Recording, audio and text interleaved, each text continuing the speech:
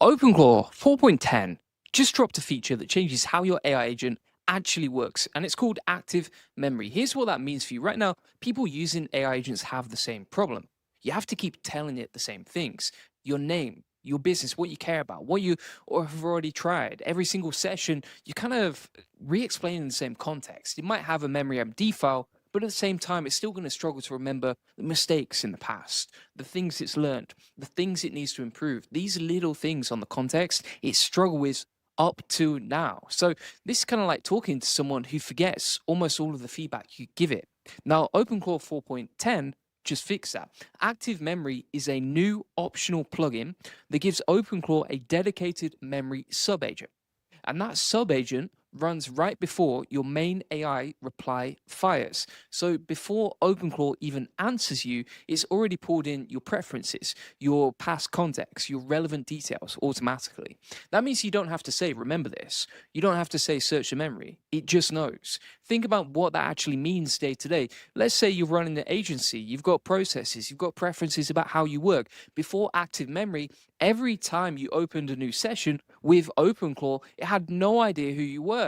Now it comes into that conversation already loaded with what matters. That's a completely different experience. And here's the thing that makes this genuinely interesting. It's not just one mode. Active memory actually has 3 configurable context modes. So message mode, recent mode, and full context mode. So you can tune how much memory it pulls in depending on what you're quick tasks, for example, use message mode. Deep client work, for example, full context mode. You control the depth of the memory that you're going to use. There's also a live inspection command called /verbose. And so you can actually see what the memory subagent is pulling in before your main reply fires. So that's huge. It means you're not guessing what it remembers anymore. You can literally watch it work and watch it remember. And if you want to go even deeper, there are advanced prompt and thinking overrides built in. So if you're a power user, you can tune exactly how the memory subagent thinks, what it prioritizes, how it reasons. That level of control never existed before.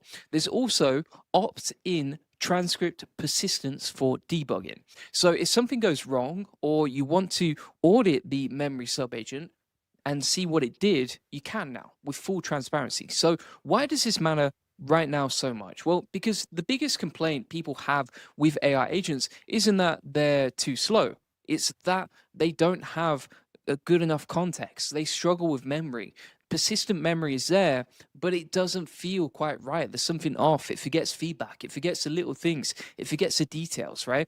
And the problem with that is it's very energy draining to actually re-explain what you did previously, and that hurts energy, it hurts your productivity, and it forces you to spend the first 5 minutes of every AI session re-explaining the situation you just did yesterday. It doesn't make any sense. Now let's zoom out for a second here, because what OpenClaw 4.10 is really doing, and active memory is the clearest example of this by far in this update, is moving from a tool you use to a system that works with you, right? And the difference matters because a tool waits for you to tell it what to do. A system that works with you already knows your context, it anticipates, it prepares, it doesn't make you repeat yourself. And that shift is what active memory represents. And it's why this release is worth paying attention to, even if you only read one thing in the change log. Now, most people, 99% of people have either not used AI or they're using AI like a search engine. The type of question, they get an answer, then they close the tab. That's not how real people should be using it, right? They should be building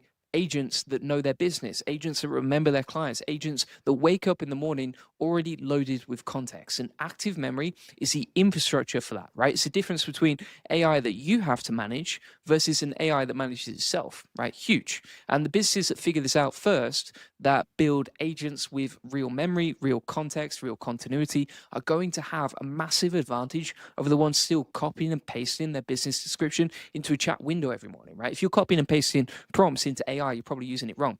That window is closing, not dramatically, but steadily. And this is one update along the way that's helped it, right? So the question isn't whether to use OpenClaw's active memory. The question is how fast you build it into your workflows before your competitors do.